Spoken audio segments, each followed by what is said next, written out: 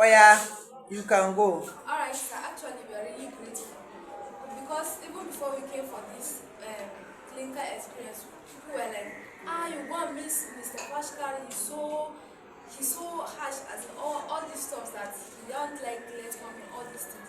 So as we came, I came to understand that if only we can follow your rules, there will be peaceful living. We are really grateful. Seriously, and at the end, it was so wow. As in, people were so happy.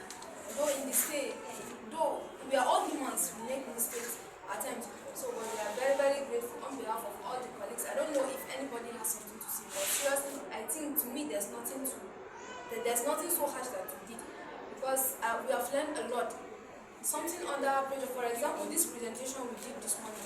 If not because you decided to make it in such a way that we cannot just go empty-handed, and so that made us to put pressure on ourselves, and we also learn a lot about it. We are very much grateful. God bless you, sir. Thank you.